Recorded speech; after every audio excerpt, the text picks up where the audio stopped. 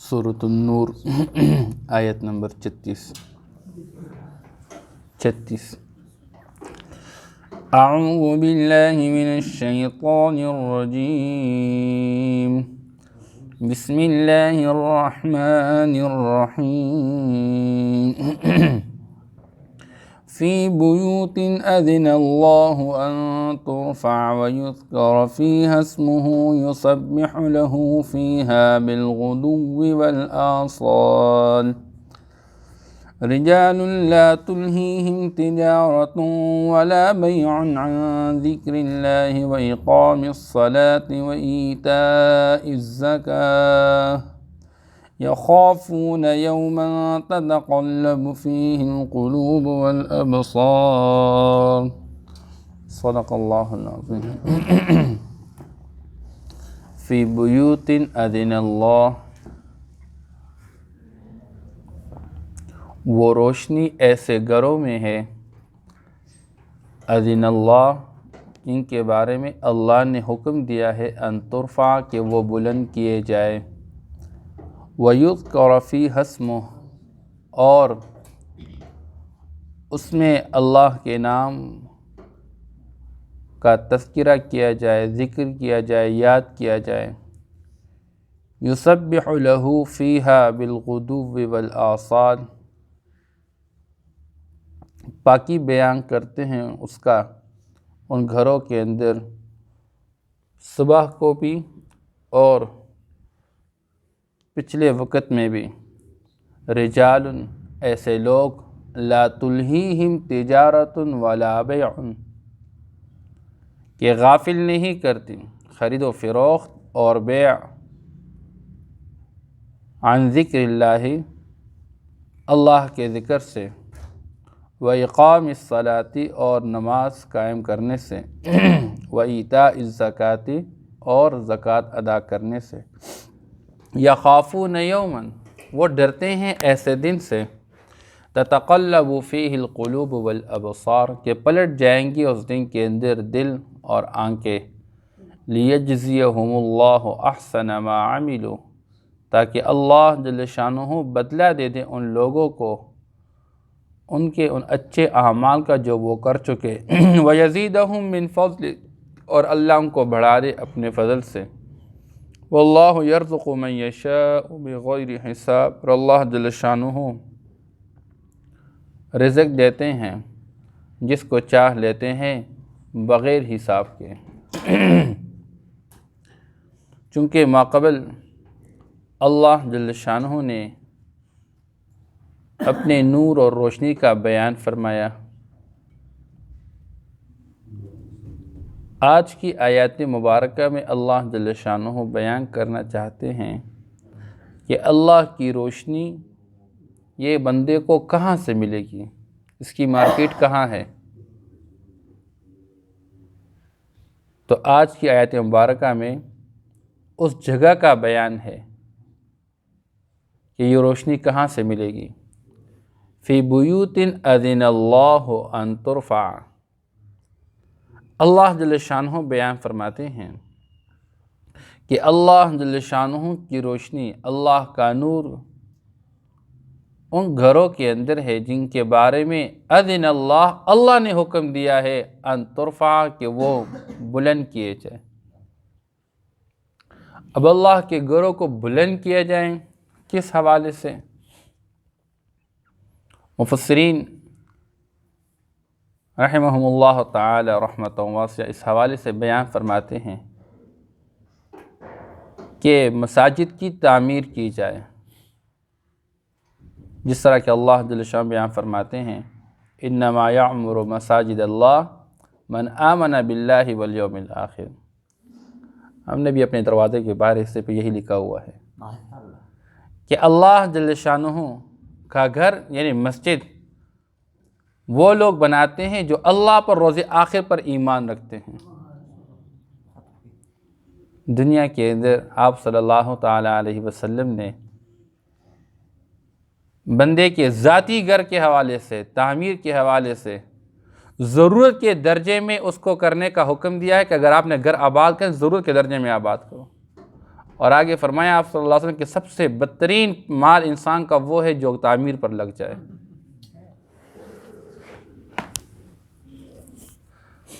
بہرحال انسان اپنے حالات اور علماء کے مشورے کے ساتھ دیکھیں، شریعت کے اندر ضرورت، سہولت،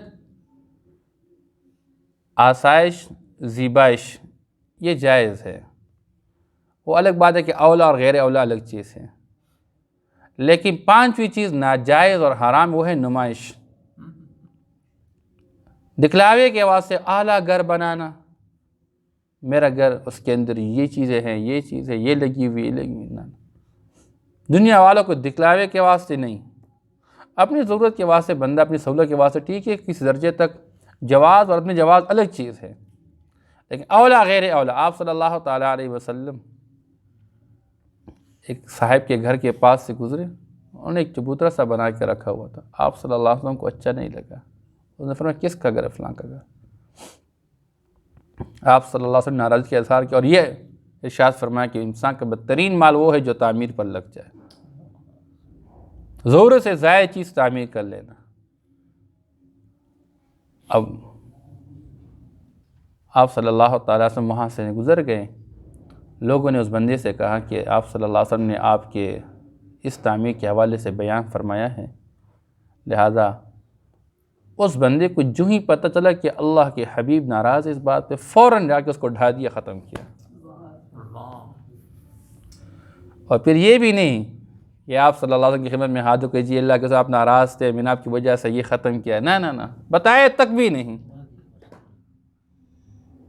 حضور پاک صلی اللہ علیہ وسلم کا بعد میں پھر گزر ہوا اس گھر کے پاس سے، حضور نے پوچھا بھئی یہاں پر وہ جو چیز، لوگوں نے بتایا کہ اللہ کے ساتھ آپ نے اس وقت ناراضی کا اظہار فرمایا تھا اور صاحب نے خود بخود اس کو ختم کیا تھا۔ وہ تو چاہتے تھے کہ ہر آن ہر گھڑی بس ہم اللہ کے حبیب کو راضی کرنے والی بن جائے بس۔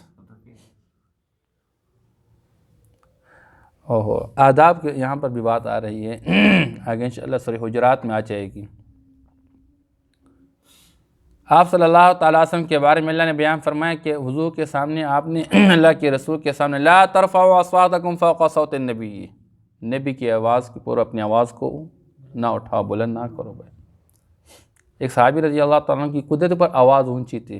اس آیت کی نزول، کیونکہ اس آیت میں اللہ نے فرمایا کہ آپ نے پیغمبر کے سامنے اونچی آواز سے بات بھی نہیں کرنی اور کھل کے گپ شپ بھی نہیں لگانی، اگر تم اس طرح کرو گے ان تحبط اعمالکم وانتم لا تشعرون، تمہارے سارے اعمال ضائع ہو جائیں گے، تمہیں پتہ ہی نہیں چلے گا۔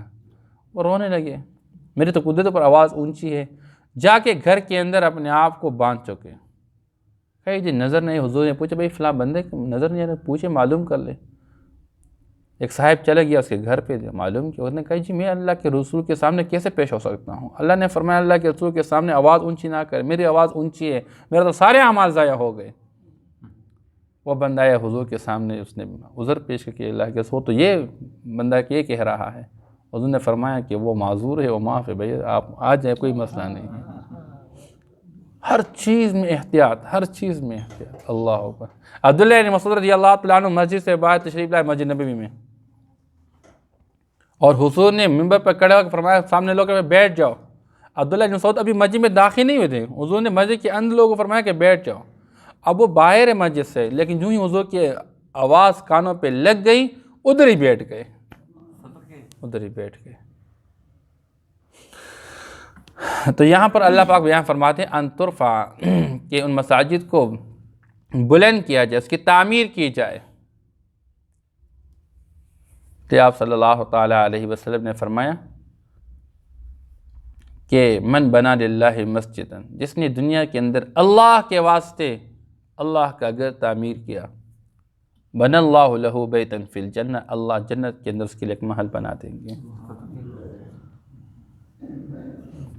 حضرت عثمان رضی اللہ تعالیٰ نے اپنے دور خلافت کے اندر مسجد نبوی کا نقشہ دوبارہ تازہ کر دیا اور پرانی عمارت کو شہید کر کے استرنو نئی تعمیر کرا دی۔ بہت سارے لوگوں نے اعتراض کیا کہ جی حضور کے زمانے کی مسجد ہے، آپ اس کو چھوڑ لیتے اچھا ہوتا۔ تو حضرت عثمان رضی اللہ عنہ خاموش رہے ہیں۔ جب لوگوں نے باتیں کی اس کے بعد فرمایا بھائی آپ مجھے کیوں مسجد کی تعمیر سے روک رہے ہیں؟ میں نے حضور پاک صلی اللہ تعالیٰ وسلم کو یہ فرماتے ہوئے سنا کہ من بنا للہ مسجد، جو اللہ کے لیے دنیا کے اندر مسجد بنائے گا، اللہ جل شانہ جنت میں اس کو ایک محل عطا فرمائیں گے۔ اور پھر بات یہ کہ میں اپنے پیسے سے بنا رہا ہوں، میں کسی سے چندہ نہیں لے رہا ہوں۔ خوش قسمت ہوتے ہیں وہ لوگ جن کو اللہ پاک مسجد کی تعمیر کا موقع عطا فرماتے ہیں۔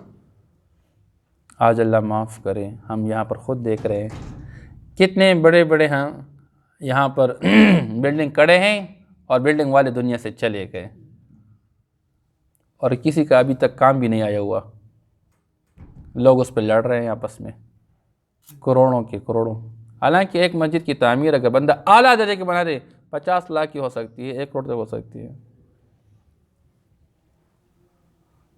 ہمارے یہاں ایک دوست کنپل میں مسجد بنا رہے تھے، ایک بندے سے بات کی کہ آپ مسجد بنا رہے، کچھ پیسے چاہیے، آپ ہمیں قرض دے رہے، اور جس وقت میرے پاس پیسہ کوئی نہیں، تو دوسرے دن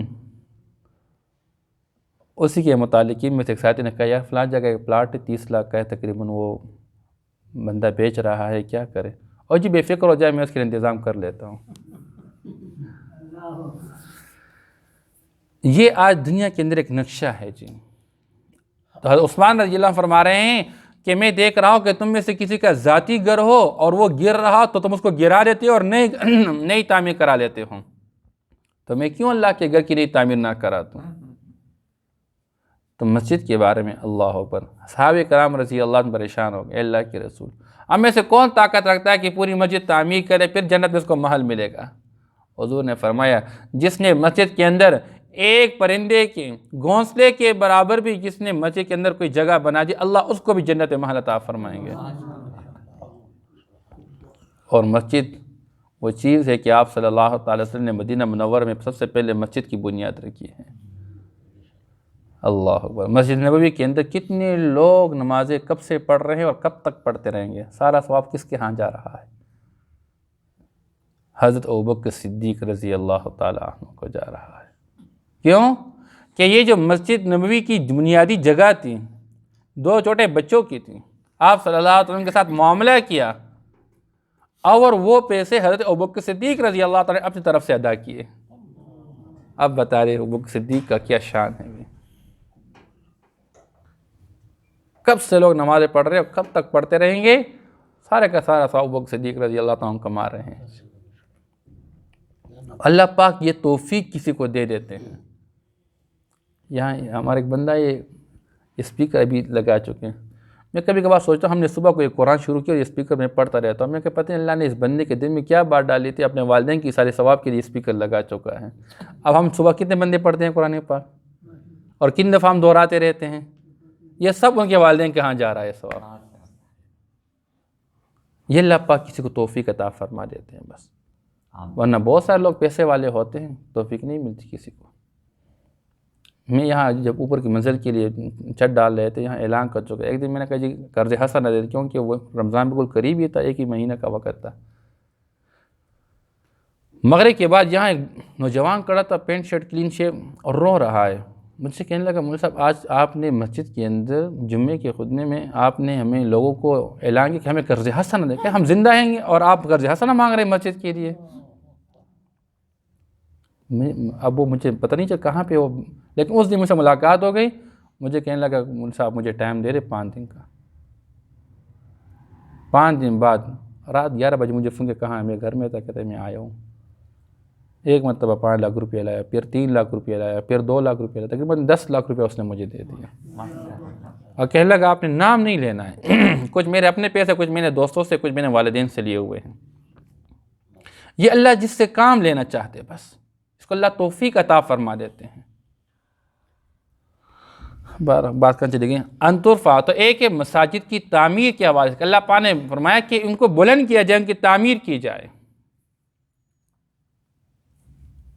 اور تعمیر کرنا صرف یہ نہیں کہ اس کا بلڈنگ تو بنا دیا آپ نے اور نمازی کوئی نہیں ہے۔ ہم نے یہاں اس مسجد کے دروازے پر یہ دونوں احادیث جو میں بیان کر رہے ہیں ہم نے لکھی ہوئی ہے، امام بخاری رحمہ اللہ ایک روایت نقل کی ہے، بندہ صبح شام جب بھی مسجد میں جاتا ہے تو اللہ کی طرف سے اس کے لیے جنت سے مہمان نوازی کی جاتی ہے۔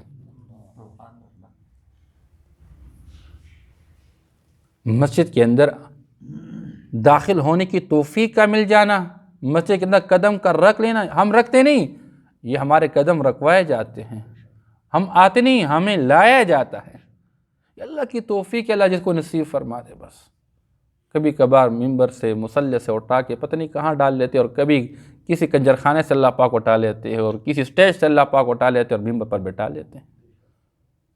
یہ اللہ پاک دل کے اندر ایک نور ڈال لیتے ہیں، بس توفیق عطا فرما دیتے ہیں۔ اس لیے اللہ جل شان فرماتے ان ترفع، آپ صلی اللہ علیہ وسلم نے ایک موقع پہ فرمایا کہ تم جس بندے کو دیکھو کہ وہ مسجد میں جانے کا عادی ہے، اس کے ایمانداری کا گواہی دے دو بھائی، وہ ایمان والا ہے، ایمان والا ہے۔ اللہ مسجد کے اندر صرف جو مؤذن ہوا کرتا ہے، آپ صلی اللہ تعالیٰ وسلم نے فرمایا کل قیامت کے دن سب سے بڑھ کر اعزاز والے مؤذنین ہوں گے، اور اللہ معاف کرے ہمارے ہاں مؤذن کی کوئی حیثیت ہی نہیں ہوتی ہے۔ فی بیوت اذن اللہ ان ترفع، تو ایک یہ ہے کہ اس کی تعمیر کی جائے، پھر مسجد کے اندر اعمال ہو، اعمال سے آبادی ہو مسجد کی، اس کے اندر نماز کا اہتمام ہو، سب سے بڑھ کر کام مسجد کے اندر وہ نماز ہے۔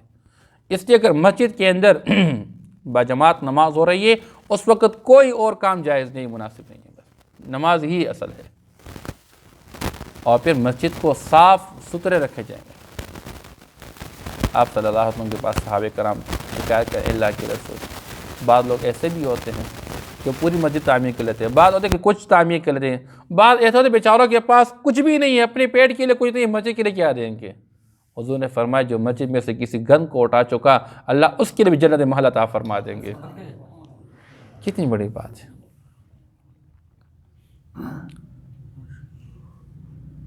آج تھوڑی سی ان باتوں کے اندر کمی آ رہی ہے۔ ہم اپنے گھر کے اندر معمولی ڈسٹ برداشت نہیں کرتے ہیں، گند برداشت نہیں کرتے، مسجد میں آتے ہیں جاتے ہیں، کوئی چیز دیکھتے ہیں، اور خام بخش کوئی مؤذن ہے یا کوئی خادم تو ہے، لیکن اگر میں کوئی گند دیکھو اس کو اٹھا لوں تو میرے لیے کتنی بڑی ثواب کی بات ہے۔ آج حالات ایسے بن گئے، تو اس لیے مسجد کو نجاست سے پاک رکھنا۔ مسجد میں مجنون پاگل آ گیا، دیوانہ آ گیا، جو صفائی ستھرائی نہیں جانتا ہے، گندے پاؤں کے ساتھ مسجد میں آ رہا ہے، نجاست لا رہا ہے، یا بچہ ہے جو کہ اپنی صفائی ستھرائی کو نہیں سنو کہ مسجد کے اندر پیشاب کر لے۔ ان چیزوں سے اپنے آپ کو مسجد کو صاف ستھرا رکھنا چاہیے۔ پھر مسجد کے آداب یہ ہے کہ مسجد کے اندر جو چیزیں ممنوع ہے، مثال کے طور پر خرید و فروخت مسجد کے اندر ممنوع ہے، نہ کیا جائے۔ آپ صلی اللہ تعالیٰ علیہ وسلم نے بد دعا دی ہے، جو بندہ مسجد کے اندر مبیع جو چیز بیچ رہا ہے وہ مسجد کے اندر لا کے بیچ رہا ہے، فرمایا اس کی تجارت میں نفع ہی نہ ہو کہیں۔ اور اس سے بڑھ کر ایک چیز آپ صلی اللہ علیہ وسلم نے بد دعا دی ہے کس بندے کو؟ جو مسجد کے اندر اعلان کرتا ہے کہ فلان چیز گم ہو گئی ہے، تو جو مسجد کے اندر گمشدہ چیز کا اعلان کرتا ہے، آپ صلی اللہ علیہ وسلم فرماتے ہیں آپ اس کو یہ بد دعا دے کہ آپ کو اللہ یہ چیز دے ہی نہیں، آپ کی طرف واپس لوٹ رہے ہیں، اللہ یہ چیز آپ پر لوٹائے نہیں۔ بچہ گم ہو گیا، پیسے گم ہو گئے، چیزیں گم، بھائی مسجد کے اندر اعلان کرتے ہیں، آپ نے فرمایا اس بندے کو آپ یہ کہہ دیں کہ آپ کو یہ چیز لوٹے ہی نہیں۔ بس مسجد کے اندر بندہ آ رہا ہے، مسجد فرشتوں کا ماحول ہے، مسجد کے اندر تو کھانا کھانا جائز نہیں ہے۔ ہاں صرف معتکفین اگر اعتکاف کی نیت سے ہیں، پھر بھی ان چیزوں سے اپنے آپ کو بچانا جس سے فرشتوں کو تکلیف ہوتی ہے۔ لہسن مسجد کے اندر بندہ کھا چکا آیا، یا آج کل مولی کا آ رہا ہے بندہ، پیاز کھا رہا ہے جس کی وجہ سے منہ سے بدبو جاری ہے جس سے فرشتوں کو تکلیف ہوتی ہے، یا بندے کے اوپر پسینے ہیں، بدبو جا رہے، گندے کپڑے ہیں، اللہ معاف کرے۔ ہم کسی معمولی سے شادی حال میں جاتے ہیں تو کتنے اپنے آپ کو بنا کے جاتے ہیں، بعض اوقات مارکیٹ کے اندر لوگ کام کرتے رہتے ہیں، گندے کپڑوں کے اندر، کام کے کپڑوں کے اندر آ جاتے ہیں جی، اور جی کیا بس یہ کپڑے پاک ہے جی، کوئی مسئلہ تو نہیں ہے اس کے اندر، آپ انہی کپڑوں کے اندر دنیا والوں کے سامنے پیش نہیں ہوتے اور اللہ کے سامنے پیش ہو رہے ہیں۔ جس اللہ نے آپ کو کپڑوں سے نوازا، صحت سے نوازا، بدن سے نوازا، تو مسجد اس طرح کی چیزوں سے پاک رکھی جائے۔ آپ صلی اللہ تعالیٰ وسلم نے یہ فرمایا کہ مسجد کے اندر بلند آواز سے بات بھی نہ کی جائے، اس سے بھی ممانعت آئی ہوئی ہے۔ حضرت عمر رضی اللہ تعالیٰ عنہ ایک کوئی دیہاتی آئے ہوئے تو فرمایا اگر مجھے اس بات کا خوف نہ ہو تو میں تمہارا سر کاٹ دیتا. مسجد کے اندر اونچی آواز سے بات کرتے ہو؟ مسجد کے اندر بلند آواز اونچی آواز سے بات نہیں کرنی. بلکہ امام بھی اگر تلاوت کرتا ہے تو جتنی ضرورت ہوتی ہے اس کے مطابق آواز اختیار کرے. اس لیے ایک بات یہ بیان کی جاتی ہے وَيُذْكَرَ فِيهَا اسْمُهُ، ایسے گھروں کے اندر آپ کو اللہ کا نور ملے گا، اللہ کی روشنی ملے گی، جس کے بلند کرنے کے، اس کے تعمیر کے بارے میں اللہ نے حکم دیا ہے، اور جس کے اندر اللہ نے حکم دیا ہے کہ اس کا نام لیا جائے. تو مسجد کے اندر اصل اللہ کا نام لینا ہے، اللہ کا ذکر کرنا ہے. وَيُذْكَرَ فِيهَا اسْمُهُ يُسَبِّحُ لَهُ فِيهَا بِالْغُدُوِّ وَالْآصَالِ. اللہ فرماتے ہیں ان مساجد کے اندر، ان گھروں کے اندر کچھ لوگ اللہ کی پاکی بیان کرتے ہیں صبح کے وقت بھی اور پچھلے پہر میں بھی. کون ہیں وہ لوگ؟ رجال، ایسے لوگ ہیں لا تلہیہم تجارت ولا بیع عن ذکر اللہ. کیونکہ ایک صفت یہ ہے کہ اگر وہ مارکیٹ کے اندر بیٹھ کے خرید و فروخت کر رہے ہیں، بیع و شراء کر رہے ہیں، پھر بھی ان کا دل اللہ کے ذکر سے غافل نہیں ہوتا ہے. وہ اللہ کے ذکر سے غافل نہیں ہوتے. خرید و فروخت کر رہے، پیسہ سامنے پڑا ہوا ہے، لیکن حلال اور حرام کی تمیز کر رہے ہیں، اللہ یاد ہے، اللہ بھولتے نہیں ہیں. اللہ نے منع فرمایا ہے یہاں مارکیٹ کے اندر میں دھوکہ نہیں دوں گا، ناجائز پیسہ نہیں لوں گا، ٹاپ نہیں لگاؤں گا، رشوت نہیں لوں گا. مارکیٹ میں مسجد سے باہر بیٹھے ہوئے ہیں لیکن احتیاط کر رہے ہیں، اللہ کی یاد سے غافل نہیں ہیں. یا ساتھ ساتھ اللہ کا ذکر بھی کرتے. اللہ اکبر. مسجد میں بندہ ذکر کرتا ہے اور مارکیٹ میں جب بندہ جاتا ہے اور بازار کی دعا پڑھ لیتا ہے، جو چوتھا کلمہ ہم پڑھتے تھے لا الہ الا اللہ وحدہ لا شریک لہ، یہ چوتھا کلمہ جب بندہ مارکیٹ میں جا کے پڑھتا ہے، اللہ اس کو 10 لاکھ نیکی عطا فرماتے ہیں. 10 لاکھ نیکی عطا فرماتے. اللہ. عبداللہ بن عمر رضی اللہ تعالیٰ عنہ کے بارے میں ایک صاحب کہتا ہے، وہ تشریف لے جاتے تھے مارکیٹ کے اندر، بس صرف یہ کہ السلام علیکم السلام علیکم السلام علیکم، بس یہ کام کرتے تھے. صاحب نے کہا بھئی یہ کیا کرتے ہیں؟ آپ نہ کچھ لیتے ہیں نہ کچھ بیچتے ہیں، بس جاتے ہیں. اور میں حضور کی یہ سنت زندہ کرنے کے لیے آتا رہتا ہوں. السلام علیکم، سلام کو عام کر. آپ نے فرمایا افشو السلام، سلام عام کرے. حسن بصری رحمہ اللہ کے بارے میں غالباً آتا ہے، بازار میں جاتے آواز لگے سبحان اللہ سبحان اللہ سبحان اللہ. کس واسطے؟ تاکہ لوگ مارکیٹ میں اللہ سے غافل نہ ہو جائے. بھائی یہ نہیں کہ مارکیٹ میں اب آ گئے، اب میں نے اپنے جیب کو بھرنا ہے، اپنے بینک بیلنس کو بڑھانا ہے. بھائی جس طرح کماؤ بس ٹھیک ہے، کوئی مسئلہ نہیں. مسجد میں اللہ یاد، مارکیٹ میں اللہ سے غافل نہ. فرمائے اس مسجد کو آباد کرنے والے، اس میں اللہ کا نام لینے والے، اللہ کی پاکی بیان کرنے والے وہ لوگ جو مارکیٹ میں بیٹھ کر خرید و فروخت کریں لیکن پھر بھی اللہ کے ذکر سے غافل نہیں ہوتے. اور آگے فرمائے وَإِقَامِ الصَّلَاةِ، نماز قائم کرنے سے. کیونکہ خرید و فروخت ان کو غافل نہیں بنا لیتی. کس چیز سے؟ نماز پڑھنے سے. یہ نہیں کہ دکان میں لگا گاہک لگا ہوا ہے، نماز کا وقت ہے، خیر نماز قضا ہو کہ گاہک ضائع نہ ہو جائے. جی نہ.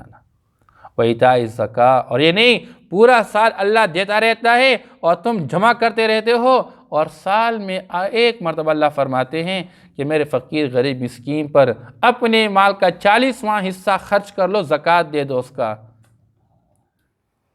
اللہ معاف کرے. جب ہم غریب فقیر مسکین ہوتے ہیں دوسروں کے ساتھ میں ہاتھ پھیلاتے کم، لیکن جب اللہ ہمیں عطا فرماتے رہے پھر اللہ کے امام سے ہم کچھ دینے کے تیار نہیں ہوتے ہیں. پھر ہم کہتے ہیں جی تھوڑا کم ہو جائے گا، کہ خرچ کرنے سے کم ہو جائے گا. شیطان ڈراتا ہے، خوف پلاتا ہے کس چیز کا؟ محتاجی کا، کہ کم ہو جائے گا. حالانکہ اللہ فرماتے ہیں اللہ پاک صدقات کو یربی الصدقات، اللہ پاک بڑھاتے رہتے ہیں. یمحق اللہ الربا، اور اس کے مقابلے میں جو سود کے اپنے مال کو بڑھانے کے چکر میں ہوتا ہے، اللہ انجام کر اس مال کو تباہ ببا کر کے ختم کرا دیتا ہے. بھائی ختم کرا دیتا ہے. تو یہ وہ لوگ ان مسجدوں کے اندر اللہ کی پاکی بیان کرتے ہیں جو کہ خرید و فروخت کی وجہ سے اللہ کے ذکر سے غافل نہیں ہوتے، یا ان کی خرید و فروخت کو غافل نہیں کرتے اللہ کے ذکر سے، اور ان کو نماز قائم کرنے سے اور زکوٰۃ ادا کرنے سے غافل نہیں کرتے ہیں. یخافون یوما تتقلب فیہ القلوب والابصار، باوجود کہ مسجد کے ساتھ ان کا دل جڑا رہتا ہے. اللہ اکبر. مومن کی نشانی کیا ہے؟ جب ایک نماز سے فارغ ہوتا ہے، کہیں بھی مسجد سے باہر جاتا ہے، لیکن دل مسجد کے ساتھ اٹکا رہتا ہے کہ کب دوسری نماز کا وقت آ جائے کہ میں مسجد میں جا کے نماز پڑھوں. لیکن باوجود کہ وہ نمازیں بھی پڑھتے ہیں، اللہ کے ذکر میں لگے رہتے ہیں، زکوٰۃ بھی دیتے ہیں، مسجد کے ساتھ ان کا دل جڑا رہتا ہے، پھر بھی وہ اللہ سے ڈرتے رہتے ہیں. کس وجہ سے؟ یخافون یومن، اس دن سے ڈرتے رہتے ہیں تتقلب فیہ القلوب والابصار، کہ پلٹ جائیں گے اس دن میں دل اور انسان کی آنکھیں